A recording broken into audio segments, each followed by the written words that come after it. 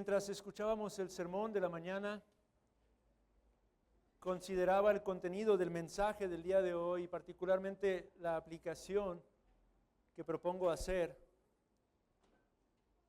como un principio muy apropiado con respecto a la enseñanza que recibimos. Es decir, hoy por la mañana se nos hablaba acerca de la importancia de la fe, la necesidad de ejercitarnos en la fe, de desarrollar nuestra fe. Y el día de hoy quiero hablar de algo similar a la luz de este texto. ¿Qué quiero decir con esto, hermanos? Hay una lucha particular que los creyentes enfrentamos a menudo. El contraste que hay comúnmente entre la aparente prosperidad de los impíos y la opresión y la gran cantidad de calamidades que los creyentes a menudo tienen que enfrentar, ha provocado que de tiempo en tiempo los cristianos tengamos una lucha con respecto a esta clase de pensamientos. Cuando vemos a los impíos prosperando y perseverando, triunfando, teniendo éxito en lo que hacen, teniendo ciertas comodidades, lujos, paz, y cuando vemos cómo nosotros tenemos que batallar con diferentes circunstancias, sobre todo a la luz de la providencia o del conocimiento de la providencia de Dios, entendiendo que Dios tiene el control de todas las circunstancias, a veces podemos llegar a cuestionarnos, ¿dónde está el Señor en medio de esta situación? ¿Dónde está Dios en medio de esta circunstancia? Déjenme decirles que este pensamiento o esta lucha no es exclusiva de cada uno de nosotros, pero se extiende a los primeros creyentes en el Antiguo Testamento. Por ejemplo, hay un salmo por excelencia que describe la lucha del corazón de un cristiano cuando comienza a dejarse arrastrar por estas circunstancias que le rodean. Asaf escribió este salmo, es el Salmo 73. Acompáñeme brevemente a este salmo. Quiero señalar solamente algunas cosas puntuales de lo que se encuentra aquí escrito a modo de introducción para reflexionar en el pasaje de Apocalipsis que tenemos el día de hoy delante nuestro. Asaf comenzó a luchar en su corazón y en este salmo expresa cómo se llevó a cabo, cómo se desarrolló esta lucha con sus propios pensamientos. En el versículo 2, de hecho, dice, en cuanto a mí. En el versículo 1 comienza hablando de la bondad de Dios para con Israel, pero en el versículo 2 dice, en cuanto a mí, casi se deslizaron mis pies, por poco resbalaron mis pasos. ¿Por qué, Asaf? ¿Por qué es que por poco resbalan tus pies? ¿Qué pasó que estabas a punto de tropezar o que incluso estuviste a punto de caer por completo? Los siguientes versículos comienza a describir a los impíos y la forma en la que estos realmente han acumulado riquezas. Vea versículos 12 y 13. He aquí estos impíos, sin ser turbados del mundo, alcanzaron riquezas. E incluso él expresa estas palabras en el versículo 13. Verdaderamente en vano he limpiado mi corazón y lavado mis manos en inocencia. Es decir, él está siendo honesto en que aún este pensamiento pasó por su mente. Él llegó a decir, ¿acaso es en vano todo lo que he hecho? ¿Vana es la forma en la que he servido al Señor? Asaf, amados hermanos, dio lugar a la amargura. Y lo hizo a causa de su torpeza, como él va a reconocer y confesar más adelante. Se llenó de amargura mi alma, dice él mismo, unos versículos más adelante, 21 y 22. Y en mi corazón sentía punzadas. Tan torpe era yo que no entendía, era como una bestia delante de ti, le dice al Señor. Asaf sintió desánimo. Asaf llegó a sentir confusión. Asaf llegó a sentir desaliento. Llegó a cuestionarse si sería mejor dejar de servir al Señor. Pero Asaf reconoce que fue redargüido y sus ojos fueron abiertos. Vea lo que dice el versículo 17. Desde el 16, cuando pensé para saber esto, fue duro trabajo para mí. hasta que entrando en el santuario de Dios, comprendí el fin de ellos. Es decir, la solución para la lucha que Asaf estaba experimentando al contemplar las aparentes injusticias de este mundo en su estado caído, al comenzar a sentir esa amargura, ese desaliento, ese desánimo, la solución, el remedio para Asaf fue tener acceso ante el santuario de Dios y contemplar, considerar al Dios vivo y verdadero y entender el fin de los impíos. Considerar y reconocer la condición final en la que terminarán aquellos que han rehusado poner su confianza en el Señor. El Señor entonces le concedió un entendimiento para poner las cosas en la perspectiva adecuada. Asaf terminó por considerar el resultado final que implica una vida de incredulidad en contraste con el resultado final que implica una vida de fe. De la misma manera nosotros hoy en día, amados hermanos, podemos enfrentar esta tentación. Dar lugar a la amargura, al desánimo, a la queja o al desaliento en nuestros propios corazones. Este es un mundo en el que a menudo vemos la prosperidad del gobierno anticristiano. Vemos la prosperidad de las religiones anticristianas. Vemos la prosperidad de la sociedad anticristiana. Mientras que por nuestra parte a menudo enfrentamos persecución, dificultades, adversidades, aflicciones. Hace algún tiempo pasaba por mi mente, al ver los enormes edificios que tienen las falsas religiones para congregarse, para reunirse. ¿Por qué? Si ahí se predican falsedades y sin embargo tienen edificios suntuosos, comodidades, lujos. Bueno, algo así es lo que experimentó Asaf en este caso. Por doquier que volteamos a ver, amados hermanos, somos testigos de esta circunstancia particular y podemos llegar a preguntarnos, al igual que lo hizo Asaf en su momento, ¿será acaso que es en vano seguir a Cristo? Sé que pocos de nosotros nos atreveríamos a decir que ha pasado eso por nuestras mentes, pero quizá es por vergüenza, porque a menudo el tentador tienta de esa manera. A menudo Satanás viene y susurra al oído. Y a menudo cuando la aflicción realmente arrecia, cuando las circunstancias parecen no mejorar, cuando hemos pasado circunstancias de dificultad que se prolongan y se prolongan y se prolongan, a menudo el creyente tiende a menguar en su fe. Y esta clase de tentación está a la vuelta de la esquina. ¿Será en vano seguir a Cristo? Bueno, el remedio es hacer lo que hizo Asaf. Cuando la fe mengua, amados hermanos, cuando estás luchando con la incredulidad, hoy se nos hablaba acerca de la fe. Cuando tu fe es débil, amado hermano, tenemos que hacer exactamente lo mismo que hizo Asaf. Tenemos que entrar al santuario mismo y asimilar la respuesta divina que Dios nos ofrece por medio de su palabra. Hermanos, el día de hoy Apocalipsis nos ofrece esto. Es mi oración que a pesar del cansancio que podemos experimentar a esta hora, juntos entremos a este santuario, hermanos.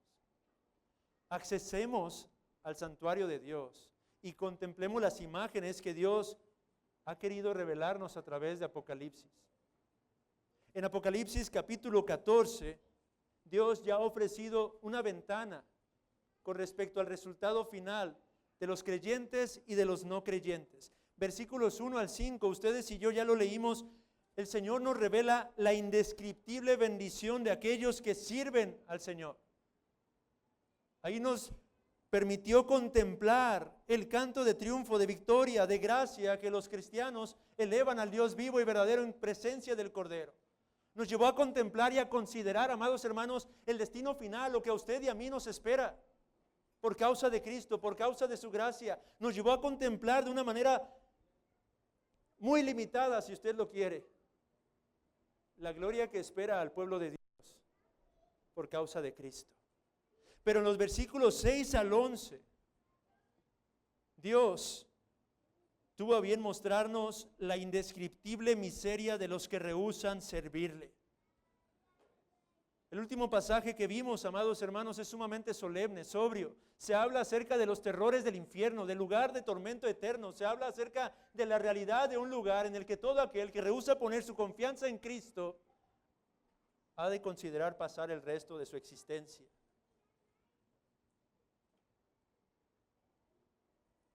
La pregunta que surge es, ¿cómo se termina en una de estas dos condiciones?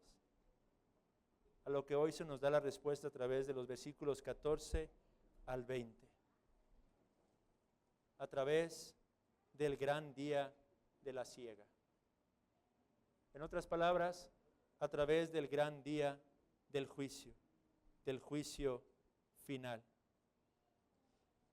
Versículos 14 al 20 nos muestran el día de hoy que en este juicio habrá una separación final y definitiva. Una separación final y definitiva entre creyentes e incrédulos. Una separación final y definitiva entre el trigo y la cizaña. Una separación final y definitiva entre los justos y los injustos. Una separación final y definitiva entre aquellos que optaron servir al Señor en amor y aquellos que perseveraron en desafiarle durante toda su existencia. Este pasaje, amados hermanos, Apocalipsis 14 al 20, concluye el cuarto ciclo de visiones que involucra los capítulos 12 al 14 del libro de Apocalipsis y que inició con la narrativa del nacimiento de nuestro Señor Jesucristo. ¿Lo recuerda? Inició con la llegada de Jesús, la mujer vestida de sol, con la luna debajo de sus pies y sobre su cabeza una corona de 2 estrellas. Inicia con toda esta narrativa de Jesús viniendo a este mundo en la carne y concluye en este pasaje de las Sagradas Escrituras con el retorno de Cristo para llevar a cabo el acto de juicio. El texto que tenemos el día de hoy delante de nosotros es el cumplimiento de la profecía del último gran profeta, y me refiero a Juan el Bautista. Mateo capítulo 3, versículos 11 y 12, él dijo: yo a la verdad os bautizo en agua para arrepentimiento, pero el que viene tras mí, cuyo calzado yo no soy digno de llevar, es más poderoso que yo. Él os bautizará en Espíritu Santo y fuego. Su aventador está en su mano y limpiará su era y recogerá su trigo en el granero y quemará la paja en fuego que nunca se apagará. Estas son las palabras que el último gran profeta pronunció. Y él estaba hablando acerca del acontecimiento que se nos describe en los versículos 14 al 20 de Apocalipsis 14. En este pasaje de las Sagradas Escrituras tenemos dos aspectos de un mismo evento. Primero, Juan nos relata la cosecha del grano, versículos 14, 15 y 16 de nuestro texto. Segundo, Juan nos va a relatar la siega de las uvas de la ira, versículos 17 al 20, hermanos.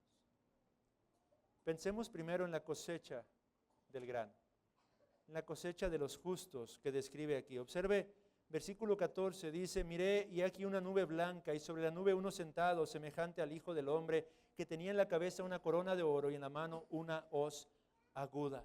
Esta es la primera imagen que el apóstol Juan nos ofrece a través de este texto de las Sagradas Escrituras, hermanos. ¿Qué es lo que está relatando aquí Juan? ¿Qué es lo que nos está mostrando en este pasaje? Juan contempla esta nube, hermanos. Y sobre esta nube dice: a uno semejante al Hijo del Hombre, portando una corona y una hoz. El contexto de esta imagen nos lo proporciona Daniel 7, versículos 13 al 14. En ese texto de las Sagradas Escrituras tenemos a Daniel en la visión de las 4 bestias, pero en esos versículos particularmente dice él: miraba yo en la visión de la noche, y he aquí con las nubes del cielo venía uno como un hijo de hombre, que vino hasta el anciano de días y le hicieron acercarse delante de él, y le fue dado dominio, gloria y reino para que todos los pueblos, naciones y lenguas le sirvieran. Su dominio es dominio eterno que nunca pasará, y su reino uno que no será destruido. ¿Quién es este personaje que se describe entonces en Apocalipsis 14, amados hermanos? El apóstol Juan, hermanos, es el discípulo que tuvo mayor cercanía al Señor. Comió y bebió a la mesa con él, caminó al lado de nuestro Señor, contempló de cerca su humanidad velada, pero también pudo contemplar su gloria incluso en aquel monte de la transfiguración. Y Juan fue testigo ocular de la partida de nuestro Señor Jesucristo. En aquella ocasión, en el libro de los Hechos, los ángeles anunciaron que así como había partido nuestro Señor, tomado en las nubes, acompañado de ángeles, regresaría por segunda ocasión en gloria. Así que el personaje que aparece en Apocalipsis 14:14 es el mismo Jesús sobre cuyo pecho Juan recostó su propia cabeza. Este es el mismo que se presentó al inicio de esta serie de visiones.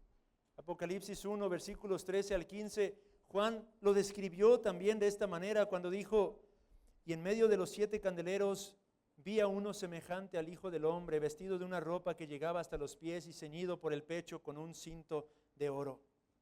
Este es el mismo Jesús quien resucitó de entre los muertos. Este es el mismo Jesús que ahora viene con toda autoridad real para juzgar y reunir a su pueblo esparcido por todo rincón de esta tierra.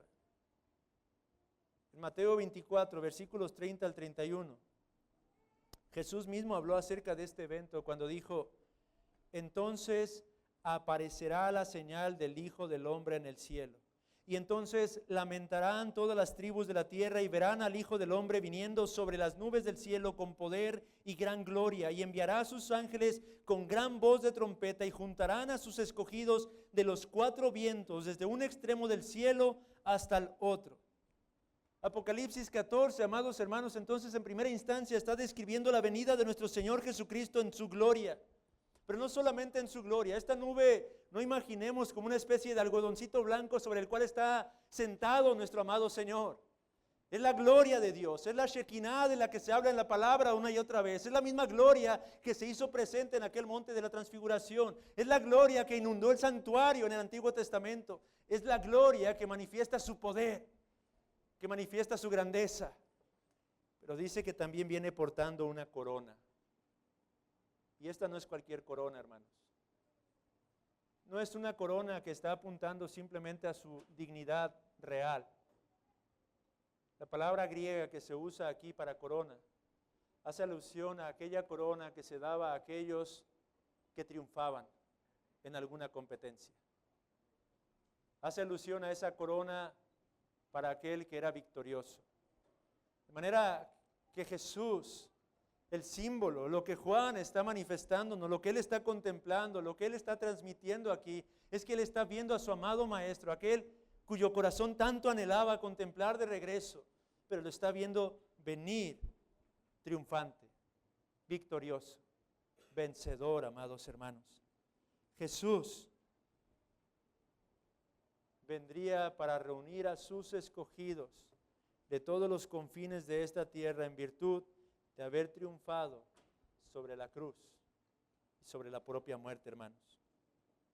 Pero el versículo 15 introduce un elemento que ha hecho dudar a algunos comentaristas respecto a si este personaje es Jesús o no. Y no sé si usted prestó atención y le generó la misma inquietud que me generó a mí cuando comencé a estudiar este pasaje. Porque tras haber descrito a este el Hijo del Hombre, versículo 15 dice que de pronto apareció otro ángel. Cuando dice otro ángel es porque lo está vinculando a todo el capítulo 14, donde ya hemos visto a varios ángeles. Pero en este pasaje en particular es el primer ángel que aparece en escena. Y apareció este otro ángel, clamando a gran voz al que estaba sentado sobre la nube. ¿Y qué clamó? Mete tu hoz y ciega. Algunos comentaristas dicen, no puede ser Jesús. ¿Por qué? Bueno, ¿cómo un ángel va a ordenar a Jesús?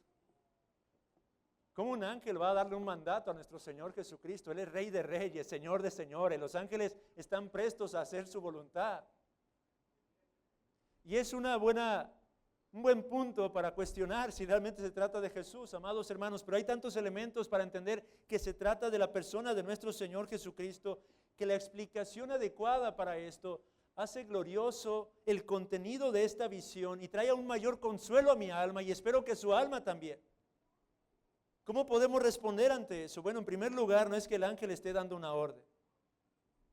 Observe detenidamente de dónde proviene este ángel, porque el texto enfatiza que este ángel salió del templo, del santuario.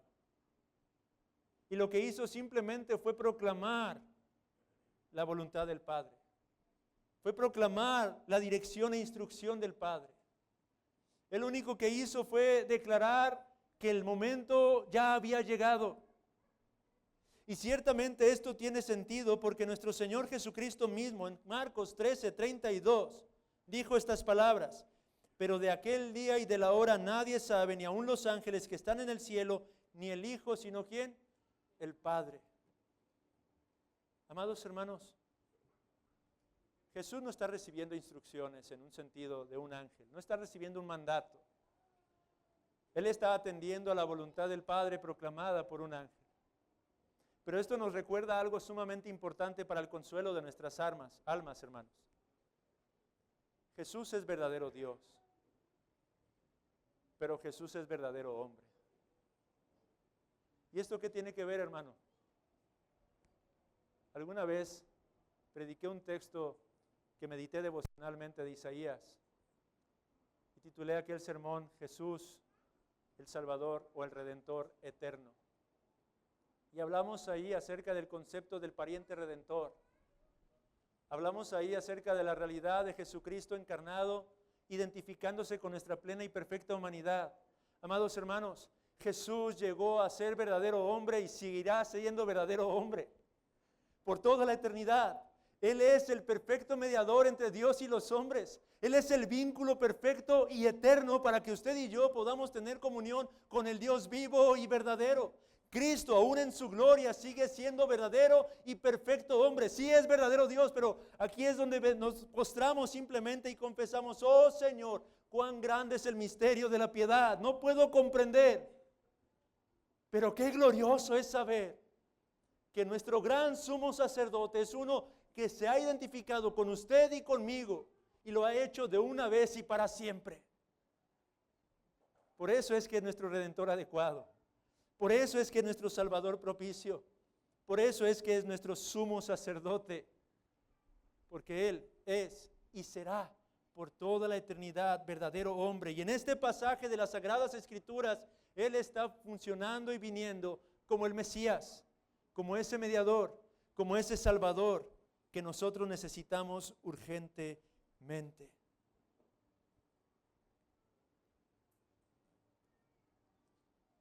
Y el texto nos dice en esta última parte, versículo 16, que entonces nuestro Señor, el que estaba sentado sobre la nube, metió su hoz en la tierra y la tierra fue cegada. Amado hermano, Cristo mismo, según este pasaje, vendrá por ti y vendrá por mí. He aquí nuestro Señor siendo fiel a sus promesas. ¿Usted recuerda en Juan capítulo 14 cuando los discípulos se encontraban tristes? ¿Cuál era la causa por la que ellos estaban entristecidos en aquel entonces? Jesús estaba hablándoles acerca de su partida. Él les estaba diciendo a sus discípulos que tenía que irse, que tenía que dejarlos. Sus discípulos comenzaron a entristecerse sobremanera, pero nuestro Señor Jesús habló palabras a su corazón. Juan capítulo 14, versículos 1 al 3, diciéndoles: no se turbe vuestro corazón. Creéis en Dios, creed también en mí. En la casa de mi Padre muchas moradas hay. Si así no fuera, yo os lo hubiera dicho. Voy pues a preparar lugar para vosotros. Y si me fuere y os preparare el lugar, vendré otra vez, dijo el Señor, y os tomaré a mí mismo para que donde yo estoy, vosotros también estéis. Hermanos, Apocalipsis 14, 14 al 16 es el cumplimiento de la promesa de nuestro Señor Jesucristo. Jesús regresará, iglesia. Jesús vendrá por segunda ocasión.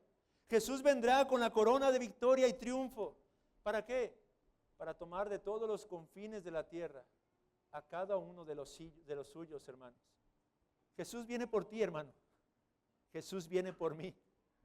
Oh, que Asaf considere estas cosas para salir de su ensimismamiento. Que Asaf considere esta realidad para poder lidiar con el pensamiento de amargura que acechaba su corazón. Que cada uno de nosotros consideremos esta verdad y pongamos nuestra confianza en la realidad y el cumplimiento de estas palabras para que podamos seguir perseverando en un mundo que a menudo nos hace tambalear en cuanto a nuestra fe, hermanos. Pero lo segundo, o el contraste triste y lamentable que obtenemos en este pasaje, es la siega que se describe no del grano, no de la mies, pero de uvas. Vea el versículo 17. Salió otro ángel del templo que está en el cielo, teniendo también una hoz aguda. Y salió del altar otro ángel, ya es un tercer ángel, que tenía poder sobre el fuego, y llamó a gran voz al que tenía la hoz aguda, diciendo: mete tu hoz aguda y vendimia los racimos de la tierra, porque sus uvas están maduras. Y el ángel arrojó su hoz en la tierra y vendimió la viña de la tierra y echó las uvas en el gran lagar de la ira de Dios. Aquí encontramos un grupo completamente diferente, hermanos. Aquí vemos el otro elemento de ese gran día de la siega. Aquí vemos el otro aspecto del gran día del juicio. El primer aspecto habla acerca del gozo, de la alegría, de la algarabía que se experimentará por causa de Jesús viniendo por sus escogidos, por cada uno de sus hijos, por cada uno de sus amados hermanos, por su amada iglesia. Pero en esta otra parte del texto describimos a sus ángeles llevando a cabo la labor de reunir de los confines de la tierra a aquellas uvas que ya se encuentran maduras. En Mateo capítulo 13, versículos 24 al 30, el Señor describió la parábola de la cizaña. Y cuando sus discípulos se acercaron posteriormente a Él para preguntarle o pedirle que les explicase aquella parábola, nuestro Señor la explicó de esta manera. Despedida la gente, entró Jesús en la casa y acercándose a Él, sus discípulos le dijeron: Señor, explícanos la parábola de la cizaña del campo. Respondiendo Él les dijo: el que siembra la buena semilla es el Hijo del Hombre. El campo es el mundo. La buena semilla son los hijos del reino y la cizaña son los hijos del malo. El enemigo que la sembró es el diablo. La siega es el fin del siglo y los segadores son los ángeles. De manera que como se arranca la cizaña y se quema en el fuego, así será en el fin de este siglo. Enviará, escuche esto, enviará el Hijo del Hombre a sus ángeles y recogerán de su reino a todos los que sirven de tropiezo y a los que hacen iniquidad, y los echarán en el horno de fuego. Allí será el lloro y el crujir de dientes. Entonces los justos resplandecerán como el sol en el reino de su Padre. El que tiene oídos para oír, oiga. Apocalipsis 14, 17 al 20 es el cumplimiento de las palabras expresadas por nuestro Señor Jesucristo en la parábola de la cizaña. Se estaba hablando acerca del gran día del juicio. Es el día del que se habla a través de todas las sagradas escrituras. Noé anunció un juicio parcial de este tipo, cuando el Señor trajo una gran inundación. Moisés habló acerca del juicio a causa de la desobediencia de la ley.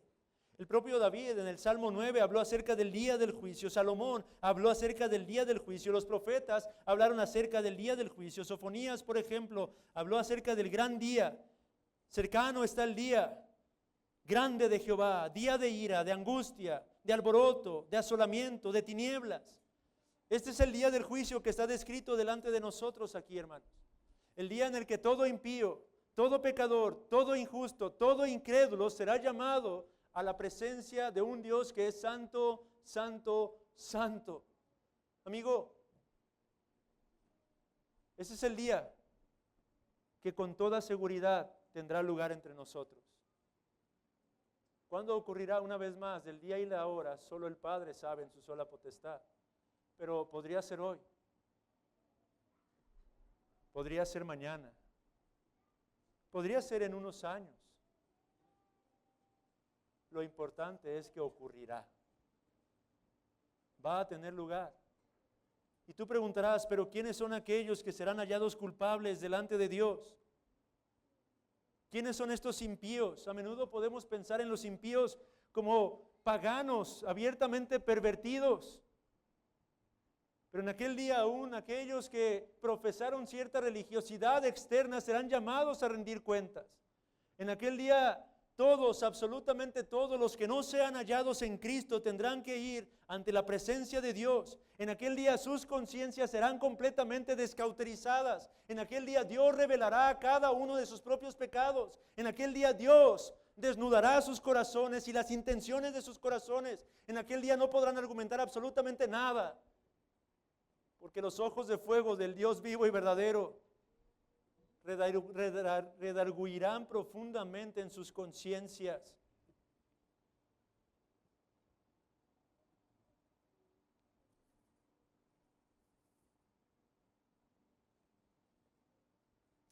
Algunos señalan que es cosa dura hablar acerca de la ira de Dios, pero el texto claramente habla de la ira de Dios. Estas uvas que están maduras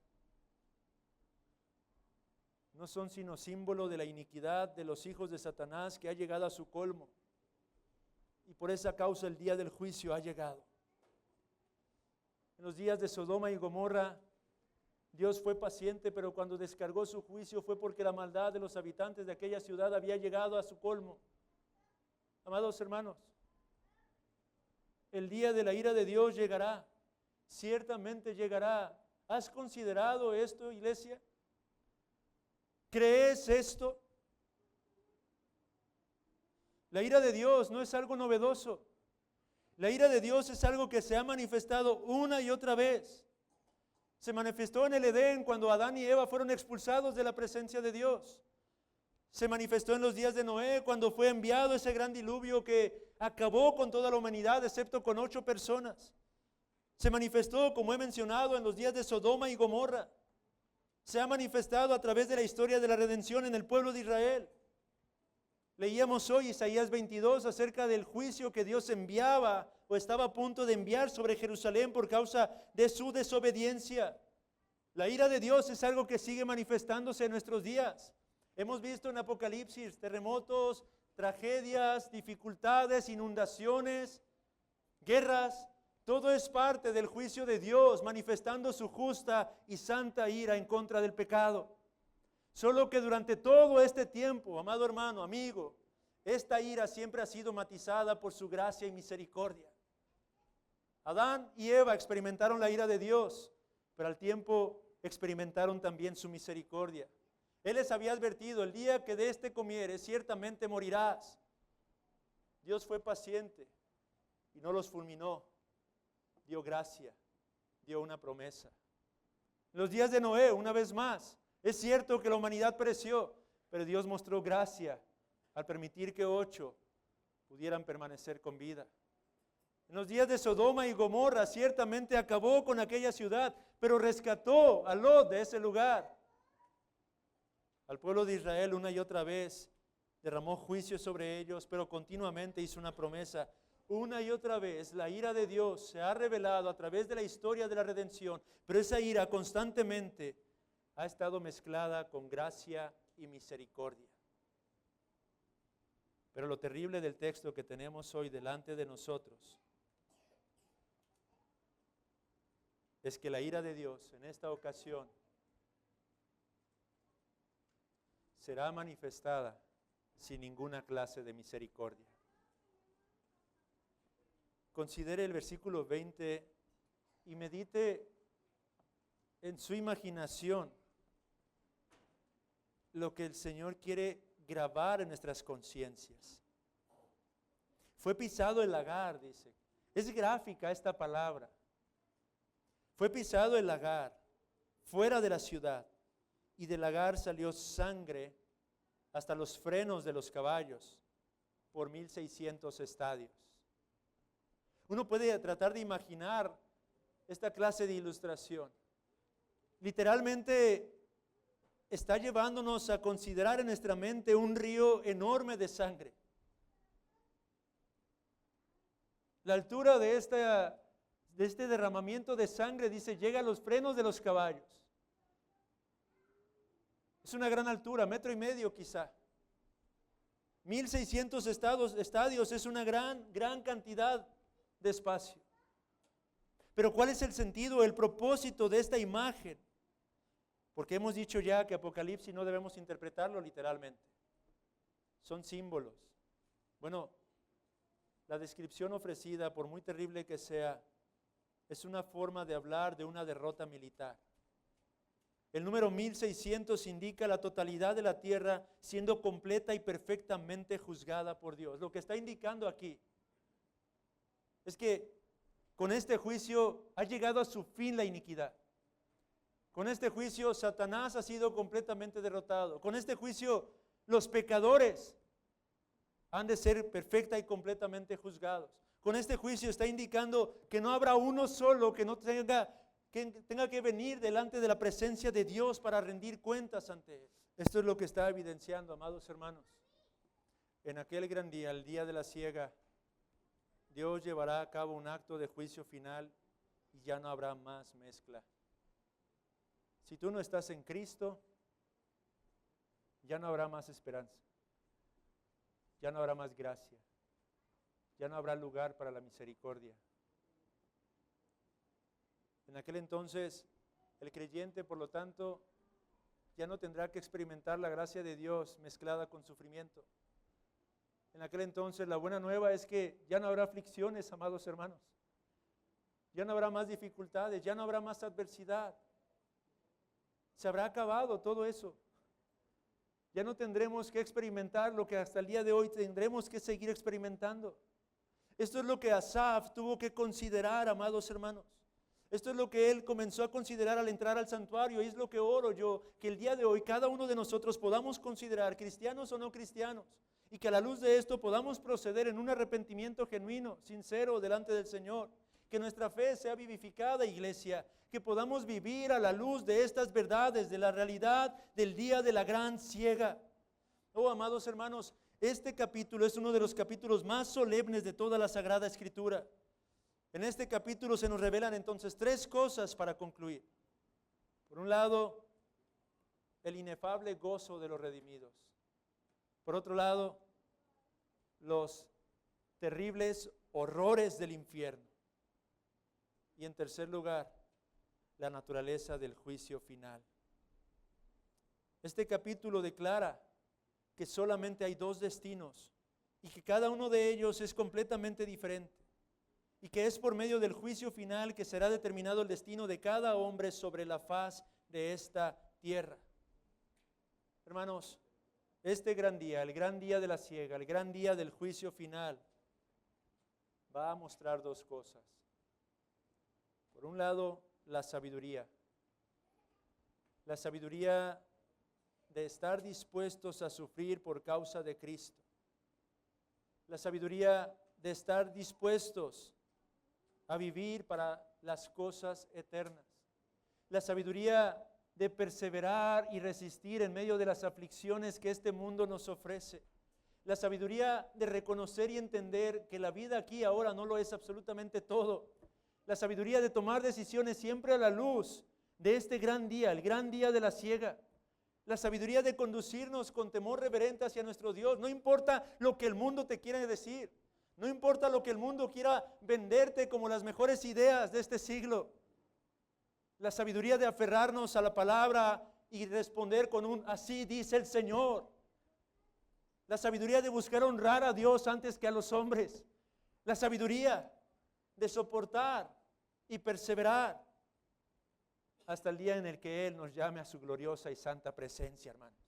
Pero en segundo lugar también nos revela la necedad. La necedad de rechazar a Cristo. La necedad de vivir para las cosas terrenales. La necedad de seguir rechazando la idea de que existe un día del juicio.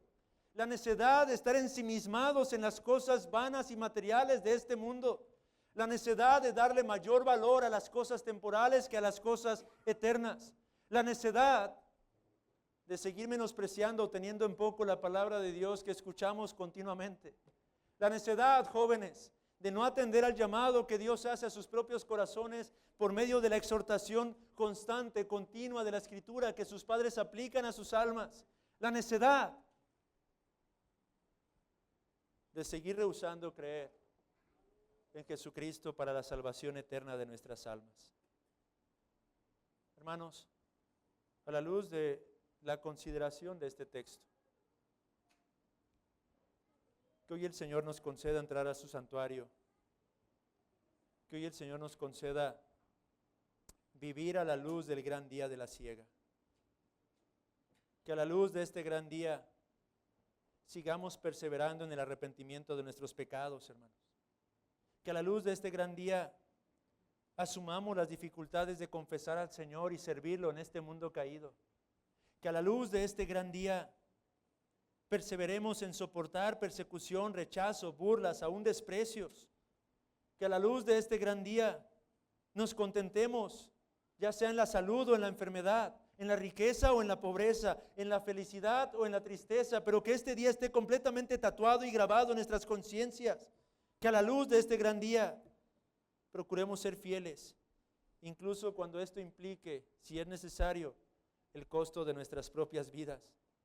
Oh, amados hermanos, que a la luz de este gran día seamos diligentes y cuidadosos en lo que hacemos, en lo que decimos y aún en lo que pensamos.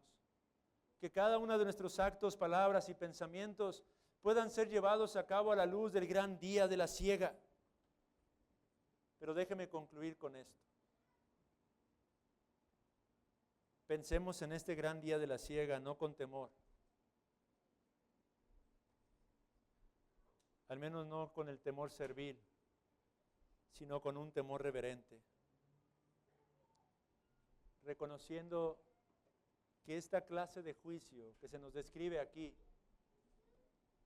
es la clase de juicio que fue descargada sobre la persona de nuestro Señor Jesucristo.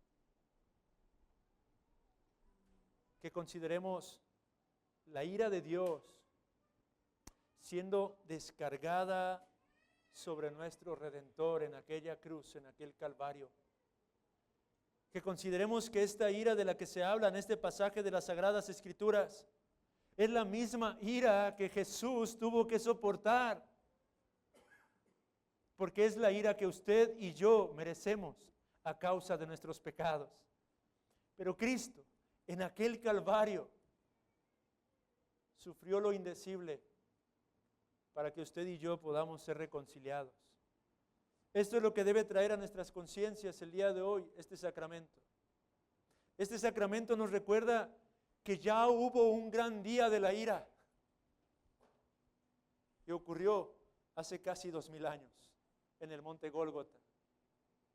Que Jesús entregó su cuerpo y derramó su sangre para que pecadores indignos como nosotros podamos ser perdonados y no tengamos que sufrir esa terrible ira, sino lo contrario, podamos esperar con gozo y singular alegría el día en que éste regresa. Oh amigo, no tienes que enfrentarte a la ira de Dios. Si tú pones tu confianza en Jesús, Él agotó ya la ira en tu lugar. Pero si tú desprecias el sacrificio de Cristo, debes de saber que entonces tendrás que enfrentarte al furor del Señor y que esta ira que Dios derrama sobre aquellos que despreciaron a su Hijo no es algo temporal o pasajero, pero es algo que perdurará por las edades. Que el Señor nos ayude para que, como Asaf, el día de hoy, al contemplar las imágenes descritas en este pasaje de las Sagradas Escrituras, podamos volver en nosotros mismos, considerando la gran bendición que nos ha sido dada por causa de la gracia de Dios, hermanos. Esto es Apocalipsis 14, versículos 14 al 20, y con esto concluimos el cuarto ciclo de visiones. Mi oración, amados hermanos, es que Apocalipsis realmente pueda ser el libro de consuelo que es para la iglesia, y un libro que a su vez tenga bien despertar las conciencias de aquellos que no están en Cristo, haciéndolos huir a esconderse a aquel que está dispuesto a recibir a todos los que le buscan. Oremos al Señor para concluir